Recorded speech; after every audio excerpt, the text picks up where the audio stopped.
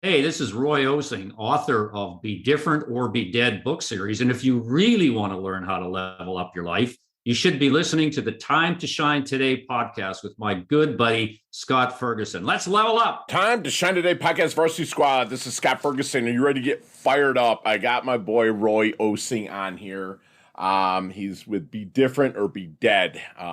He tokens himself as an audacious person, and if there was a picture of audacious in the dictionary, it'd be my brother Roy's picture in there, man. He's fantastic. He's unique. He's transparent. He bites down hard on his mouth guard and gets after it every day. And he's the kind of guy that in the part of my tribe that I love to surround myself with. And I'll tell you right now, I have 3 pages of notes that I went off of. Building the show notes was kind of hard because I like to keep them to 3 or 4, maybe 5. And I had 3 pages of notes. So if you're listening to this, sit back, relax, break out your digital note taker or your pen and pad and paper. And while you're at it, if you don't mind, hit the like button, share, subscribe, all that stuff, because it really helps my sponsors and affiliates. So without further ado, here's my really good friend, Roy Osing from Be Different or Be Dead. Let's level up. Time to Shine Today podcast Varsity Squad. This is Scott Ferguson, and I have my really good friend north of the border, a little bit west, north of the border. It's a little bit colder where he is than where I am right now, but I have my really good friend, Roy Osing. Roy is someone that I don't really know yet, but I immensely respect. He's a former president, CMO, and entrepreneur with over 40 years of successful and unmatched executive leadership experience in every aspect of business. As president of a major data and internet company, his leadership in audacious, unheard-of ways took the company from its early stage to $1 billion in annual sales. He's a blogger, which I checked out some of his blogs, which I'll put those in the show notes. He's a content marketer and a mentor to young professionals.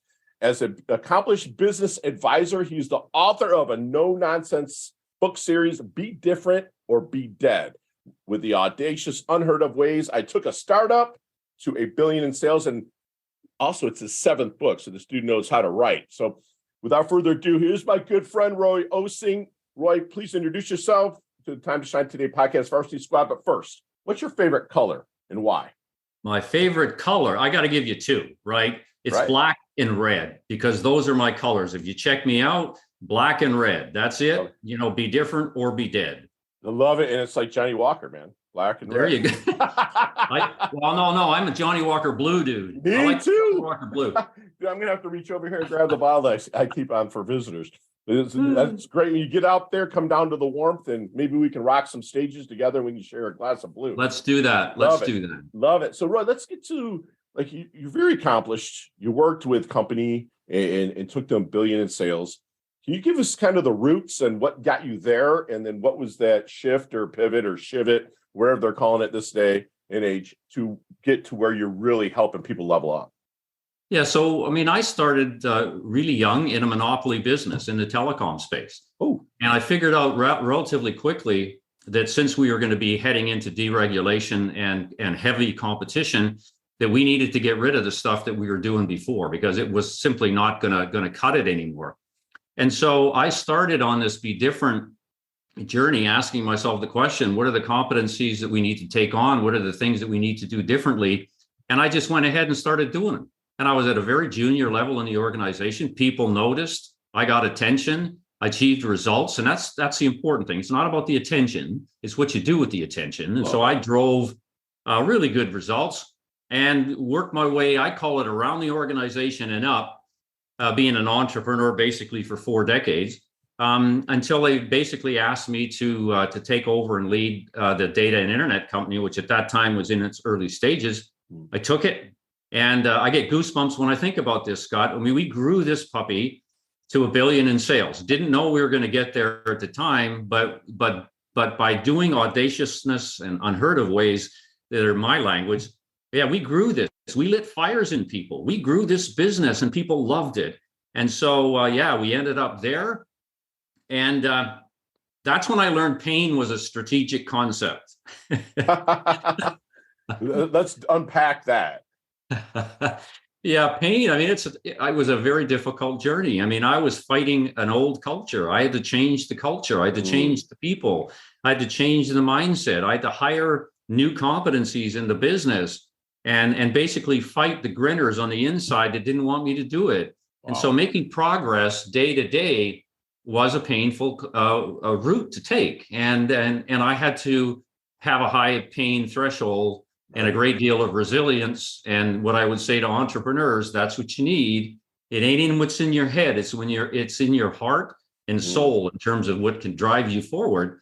And just day after day, just keep banging away at it, banging away at it. And in retrospect, I think that was a major reason why we were able to do what we did.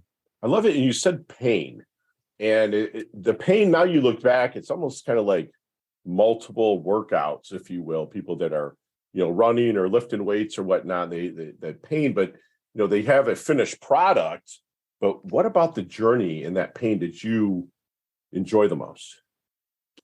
Well, I think it was like an endorphin, quite frankly. I mean, Yeah, being man. able to light fires in people I'm a leader, right? I'm a do it leader.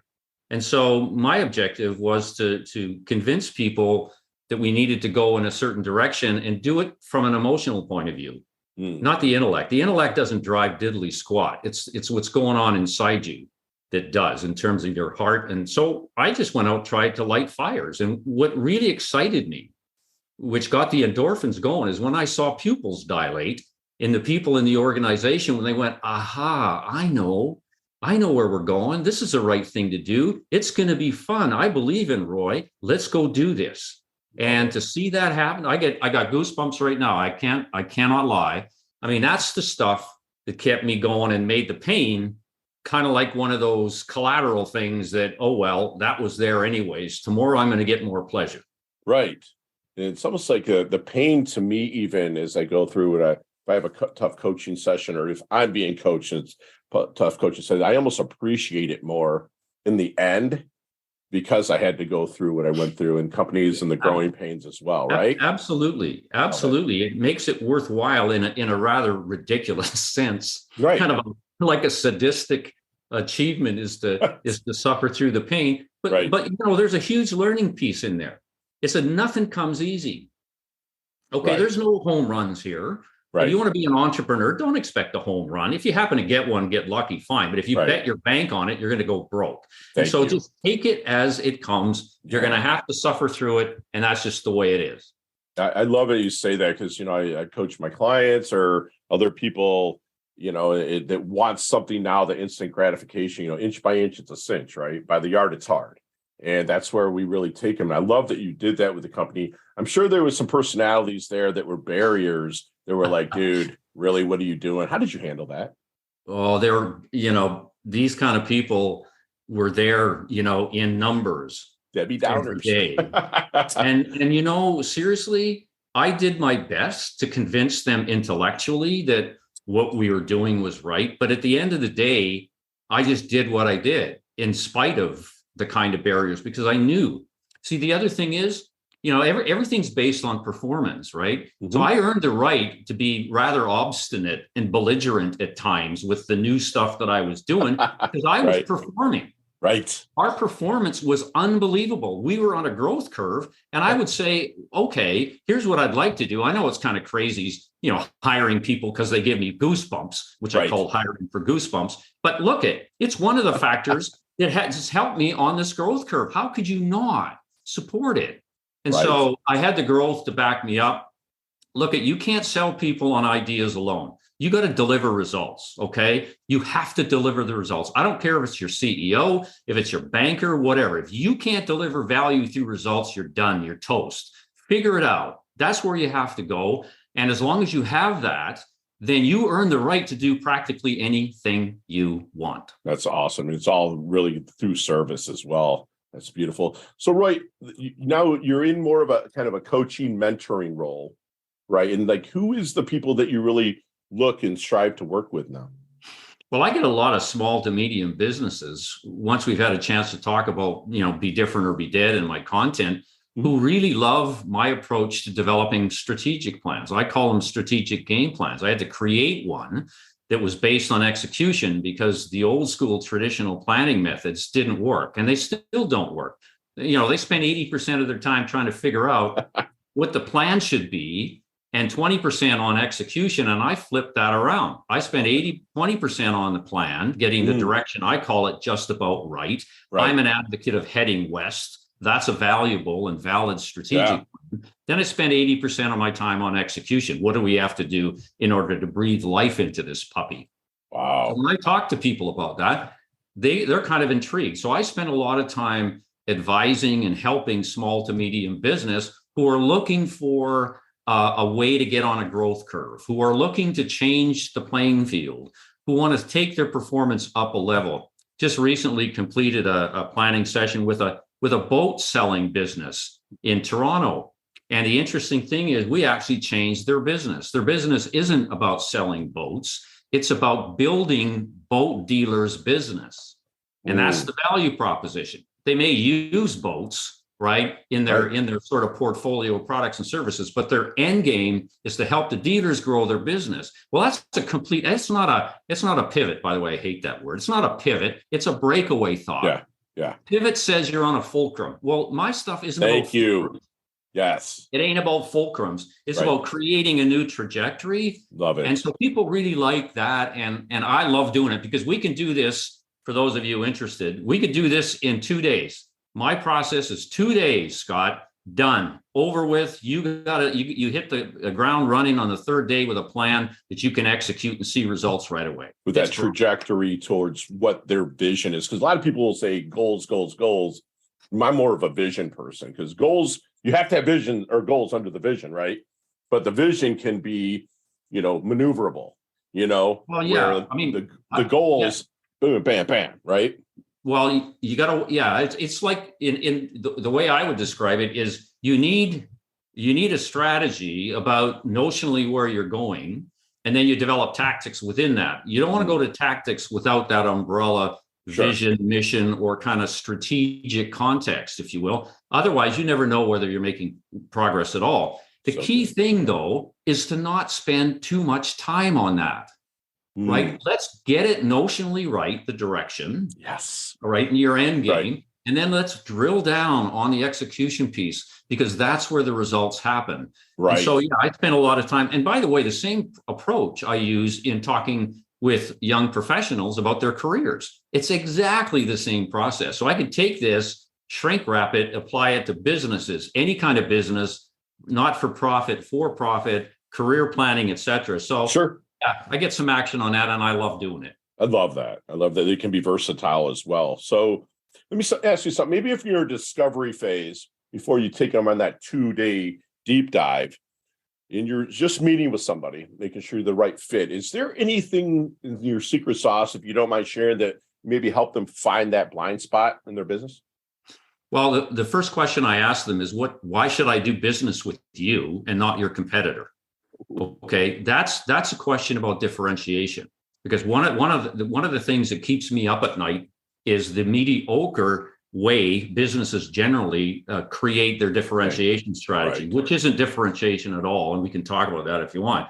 So my very first question is, what makes you special in a way that people care about? Like, I don't care that you have red hair. Okay. I don't care about that at all. What I care about is what you choose to do differently than everybody else that satisfies the needs of others. That's the whole genesis of Be Different. Okay. And so I asked them that. And I get a young CEO for a startup, and I says, what makes you different? And he goes, well, I'm not really sure. I said, okay, stop spending money. You need to take a step back. Let's create a plan that basically breathes life into making you different. So this whole differentiation thing is huge for me. It's the source of this Be Different thing. And it's a source of what I call the only statement. I had to create my own way to differentiate businesses. And it's called the only statement. We are the only ones who, we're not better. We're not best. We're not number one. We're not market leaders. We're the only ones who do it. And I do this with young professionals who have a personal only statement, with businesses who have an only statement. And I got to tell you, it's amazing the results that happen. You got to get rid of the claptrap of better and best. Those are narcissistic terms at best. And you need to move to what I call finding your own spot, be the only one that does what you do. And so that's the nature of a conversation that I have with people when I first meet with them. And it tells me everything I need to know about their business or about them as an individual. So good. So good. So maybe if we're still in that discovery period, you're kind of talking, finding out the clap trap and whatnot that they're kind of in, is there any good question that you wish they would ask you but never do? Well, yeah. I mean, I'd love for them to say, what do I need to do differently to win? I would love that, because that would say to me, at least I understand that intellectually they're thinking the right way. But generally speaking, I get questions like, well, who should I copy? I mean, who's best in class out there? Yes. And that drives me crazy. I want to grab the person by the neck and start squeezing, Scott, because look, you can't innovate if you're copying. You cannot say, because it's intellectually dishonest, that you're a creator when all you're doing is benchmarking best in class. That's the other thing that keeps me awake at night is this incessant desire to copy others. And we're taught that at school. Right. I mean, it's promulgated by, quote, the experts. Thank you for saying this, man. Around the world. Thank you for saying this, because like so many coaches out there are like, I'm going to get online and I'm going to get business cards and all this stuff. I'm like, dude, why don't you just start conversations with people? They might need you, and my bread and butter, and I'm not afraid to share it. I tell every coach, I meet with financial advisors once a week differently and take them to coffee or lunch. They're working with people with money every day that have a lack mindset, and they're my best referral source. But because I do that better than most people, and I love conversation, love speaking, it's really helped me move up. But I didn't come up with that. I didn't innovate that. I was taught that by somebody else, You sound like a person that has that in their DNA, which you're very fortunate, because a lot of people don't, and they don't know how to do it. Right. But most people fundamentally, and most businesses, are what I call floggers. They flog products and services. They're not there to figure out what you covet, what you lust for, what you crave. That's strong, by the way, which is a source of premium pricing and no competition. If you can figure that out, play into the craving space. But it takes time. Sure. Right. You're doing it weekly. You got to have that mindset. Right. To want to understand what people crave and then figure out how you can play into that. Don't take your kit bag of iron and go try and flog it, because then you're just like everybody else. Right. And the value that you create is like that much. Yes. It's nothing. Got to get beyond that. Love it, man. So, have you seen the movie Back to the Future? Yep. Okay, let's get in that DeLorean with Marty McFly. All right, let's go back to the Double Deuce, the 22-year-old Roy. What kind of knowledge nuggets? You have an awesome journey, man. I don't want you to change anything. But what kind of knowledge nuggets might you drop on the 22-year-old Roy to maybe help him, maybe shorten his learning curve, or blast through maybe just a little bit quicker? Yeah, I would say put aside the textbooks I have in my basement that I had at university. Okay, yes. Because you know what? I've got as much from them as I can. What I need to do now is I need to learn what it takes to win and succeed in the real world. Okay, that isn't theoretical. You cannot formularize a business. I know I'm going to have people saying to me, they always do, Roy, you don't understand. Yeah, I took a startup to $1 billion. I do understand. Okay, and that's the proof point. So I would say, Roy, put those textbooks aside for a while and spend more time with the frontline people in the organization. Love it. Okay, learning new skills, etc. Get on with it now. Forget the textbook mentality. Love it. And if you don't know something, get your asking here, right? Ask, because you're surrounded by people that are there. That's beautiful, right? Thank you for saying that. I mean, I love people. I speak at high schools quite a bit. They ask me to come in. They're like, Fergie, you never went to college. Should I go to college? But I went right in the military. I did 5 tours, did my thing, right? And I had my family I built there. I'm like, you're in college, make connections you can use down the road. Because these textbooks, you might learn a lot there, but they're not going to mean anything. It's the connections you'll make. So go to college if you can. But then in the real world, get your ass in gear. I love that. I love it. So, Roy, what do you think people misunderstand the most about you? Misunderstand about what? You. What do people misunderstand the most about Roy? Well, they don't understand the drive I have around this whole be different thing. Okay, because they've been taught that it's not a nice concept. They've been taught that conformance and compliance is what you need to do to be nice in society. Yes. Okay. They've been taught that the be different narrative, the way I use it, okay, is compromised for them. And part of the problem is they don't understand it. Okay, because be different means so many things to so many people that it has so many slivers of narrative, right? It's like I keep saying to people, it's not about what you were born with. It's not about where you came from. It's not about how you look. It's not about your sexual preferences. What it's about is the choices you make now, right, to do things differently in a way other people care about. So in a way, it's getting rid of the narcissistic cloak that everybody seems to have these days and be there to serve others in a different way. Okay, people aren't getting that, Scott. They don't get that. And in order for me to move my narrative forward, I'm working real hard through vehicles like this, and thank you for the opportunity, to try and educate people and convince them of what a wonderful end game this whole thing is. Can you imagine a world where people existed to do unique things in a way people care about? Can you imagine what that world looks like? That would be awesome. That'd be fantastic. It's like and I don't want to wholly like Ayn Rand wrote it about in Atlas Shrugged back in the 50s, right? It's like John Galt wanted to provide the world with something that was great. You're fantastic, man. So, Roy, have you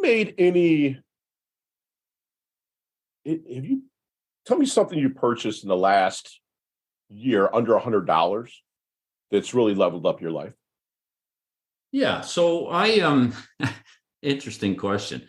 Yeah, I got into this Internet of Things for my house, right? And really understand it. So I went out and bought some Wi-Fi enabled plugs and switched Love it, dude. Me too. for my house. And for Christmas lights. I did it. Damn straight. And everything else. Like we have a place in Whistler. So after this podcast, we're heading up there to do some skiing and that. So I have my plugs. Plug them in, plug lights into them, blah, blah, blah. Got them on. I got a switch and everything cell else. Phone on it. Yep. Everything. I mean, I can't move without my iPhone 14 Plus. Right. So I bought that. It's leveled me up in a couple of ways. First of all, I've learned something. I've learned a lot. Okay. In fact, you know what makes me happy about this? When I tell my kids, I say kids, they're 50-ish. Right. When I tell them about this, you know what their response is? Dad, wow, you're really learning a lot about this stuff. I said, I not only learn about it, I know more than you do about it. That's the deal. Dude, you'd be a kick-ass dad. It's leveled up my currency, Scott. It's leveled up my currency in my family. That's what it's done. Yes. And it's added value, like you say, to your life. Because, it's nice because once I figured out how those plugs work, it's like Christmas lights come on at 5, they shut off at, 11 at night. And it's just and one less thing. I can go on my iPhone. I can change that. Yes. The other piece for me that's triggered by this conversation is the word relevance. When you get older, I've always had this drive to continue to be relevant, irrespective of chronological impairment. Sure. Is what I call getting old, right? And so my chronological impairment, it needs to be addressed by continually looking for ways to be relevant to those around me that I care about. The be different notion feeds that. Okay, I have 4 grandkids, right? I must remain relevant to them. They need to look at their papa with Norwegian background and say, that guy is on the edge. I love that. Yeah. I love it. He understands what TikTok is. He gets the social narrative in high school that they're promulgating. Right. I mean, that's relevance. And I need to be that person. I need to do that.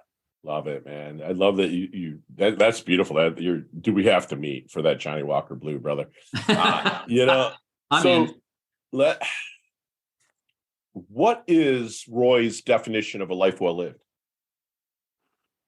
To basically have achieved what you set out to achieve in as many facets of your life as you can, to have added value to your family and guided them not through prescription but through ideas. Beautiful. And thinking along the way.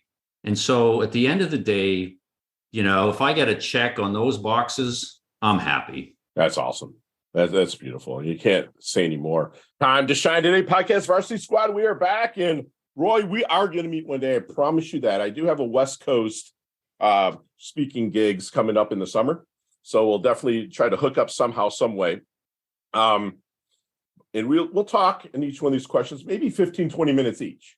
But today you have 5 seconds with no explanations. They all can be answered that way. You ready to level up? Yep. All right, young man. Here we go. Roy, what is the best leveling up advice you've ever received? Try and be the only ones that you can do. I got that from the Grateful Dead, a rock band in the 1960s. Oh, yeah. Be the only one that does what you do. Good, Jerry. Jerry Garcia, love him. Share one of your personal habits that contributes to your success. Dogged determination, obstinacy, edginess, and communications. I'm a good communicator. Beautiful. So you see me walking down the street or into a room or a networking event or something, and you're like, Fergie looks like he's in his doldrums a little bit. Other than Be Different or Be Dead, what book might you hand me? I would hand you the book that talks about Lady Gaga's strengths and why she is so great at what she does. Because it's all about taking care of people. It's all about taking care of the fans. I mean, she was the first one that basically in the music industry catered to the gay community, for heaven's sakes. No, I love it. Doggedly, boom. So I would say read that, and you'll get some great ideas. Right. And I'm breaking my own rule here. It's like she was found by Jimmy Iovine, and I have it on my calendar. I actually get to meet Jimmy in March. Nice. An event, dude. He's my guy. This is just my thing. Anyways, what's your most commonly used emoji, if any, when you text? The angry one. I love it. I can see that. Nicknames growing up? Huh? Nicknames growing up? OSE. OSE. Love it. Short for Osing. Yep. Beautiful. Chess, checkers, or Monopoly? Monopoly. I like Go-to ice cream flavor? Caramel. Awesome. There's a sandwich called the OSE. Build that sandwich for me. What's on it? Well, it's toast, peanut butter, and jam. Beautiful. Love it. Favorite charity and organization like to give your time or money to? Yeah, the Cancer Foundation. I was on their board for a number of years, and the BC Heart and Stroke Foundation, both of those. Thank you, brother. Thank you.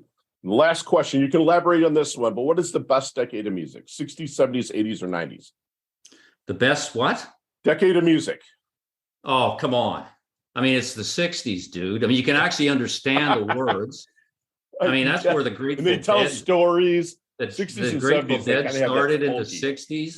Right. And by the way, people don't realize this, but and I hope they go and get this book. It's called The Marketing Lessons from the Grateful Dead. They not only were iconic rock stars, but they were also incredible business people. And I urge your listeners, if you want to be an entrepreneur, go read The Grateful Dead. Amazing business. The 60s was amazing. I am so nostalgic about the 60s music. And don't forget, a lot of those dudes carry forward into the 90s and beyond with their talent. In fact, the Dead today is a thriving enterprise, for God's sake.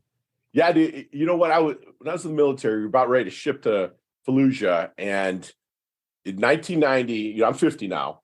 In 1990, we were in Philadelphia. And buddies of mine's like playing with these like little twirler things, right? Like like 3 sticks. What do you do? He's like, hey, man, we're going over the Spectrum to see the Dead. Actually, we have a extra ticket. I'm like, who's that? Right? Like a dummy. He's like, Grateful Dead. So I actually got to see a Dead concert. Oh, my God. It was awesome. I'm just glad I didn't have to take a piss test the next day in the Navy because I didn't partake, but I could have probably popped on that test. Absolutely. 100%. Roy, how can we find you, brother? BeDifferentOrBeDead.com is my website. I blog on a regular basis. You can check out my pages for my books. It's intended to be a resource on Be Different or Be Dead content. And the other thing, my email is roy.osing@gmail.com. And you know what? I'm happy to have a conversation with somebody. about this sort of stuff. So please come and join me, and in the journey. That would be something that I would like to see happen. Absolutely. All of that will be in the show notes as well, squad. But let's get into this book a little bit, Roy. Be Different or Be Dead. And maybe just kind of give us a little synopsis of what they can expect, because we are going to do a free book giveaway, squad, where the first person that puts Be Different, I don't care if you text me or if you LinkedIn, Pinterest, Instagram, whatever, first one that puts Be Different, I will make sure you get a signed copy, which I'll purchase. And Roy, if you don't mind mailing it out with your Hancock on it, that'd be awesome, brother. I'll be happy to send you some. Awesome. Let's get into it a little bit. Talk to us about that. So my seventh book, Be Different or Be Dead, is called The Audacious Unheard-of Ways I Took a Startup to $1 billion in Sales. And basically, the idea behind the book was to express what I learned and what I did that was different than everybody else, that I look upon as major drivers to growth. And so it's kind of like a reflection on my experiences and the results I achieved on my journey to grow the business to $1 billion in sales. So they're called audacious because, they're bold, they're painful, they're courageous, they're different. They're unheard of because people generally don't do this today, because the textbook says that you shouldn't, and it doesn't recognize the ideas. There's only one textbook that recognizes my ideas, and that's my own. Right. And so, that's it. And I love it. And it's written really plainly. You can pick it up and go to anywhere. It's organized in sections like business strategy, careers, marketing, sales. Oh, really?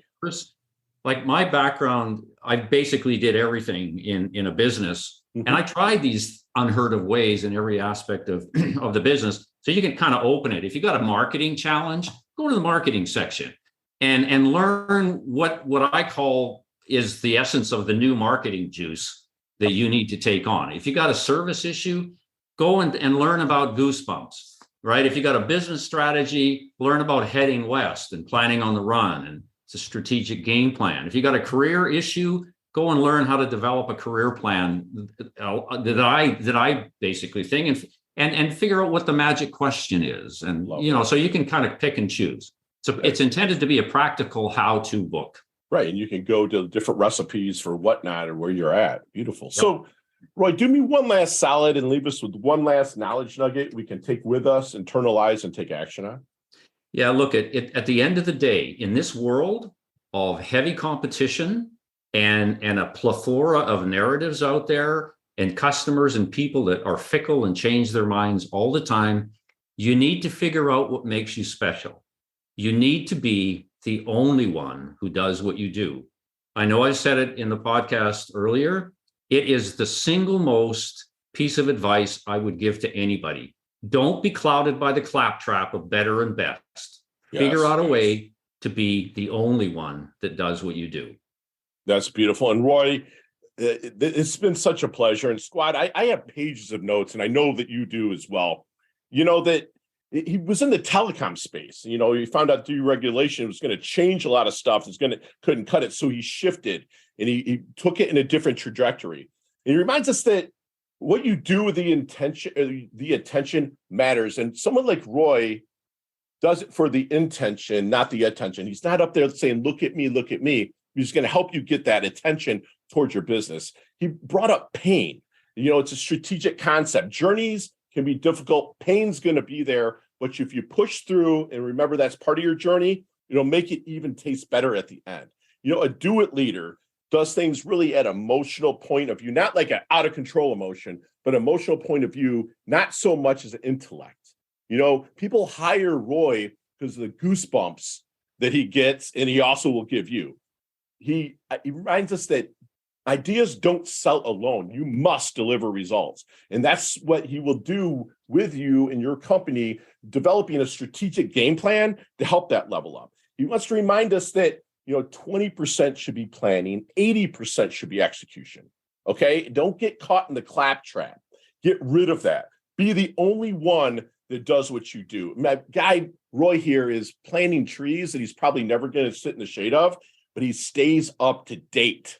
You can't innovate anything if you are copying someone. Be authentic, be yourself. If you're a college student or you're just coming up in life, get through school, graduate, good for you. Put the textbooks aside and get into the real world. And again, if you don't know how to do something, get your ass in gear. People will be there to guide you, but be audacious, like my guy Roy says, that to rock what you want to rock, what you are passionate about, and to set out and achieve what you want. There are many facets to that part that come at a face value and then underlying as well. It's not what you were born with or how you look. It's about the choices you make to do things that you care about. And again, be different, be audacious, be the only one. And that's what my good buddy Roy does. He levels up his health. He levels up his wealth. He's hungry, yet he's humble. He's earned his varsity squad letter here at Time to Shine today. Thank you so much for coming on, Roy. Absolutely love you guts, brother. My pleasure. Thank you for having me. You bet. Chat soon. Hey, thanks so much for listening to this episode of Time to Shine Today podcast. Proudly brought to you by Sutter and Nugent Real Estate Excellence, who can be reached at 561-249-7266 and online at www.sutterandnugent.com.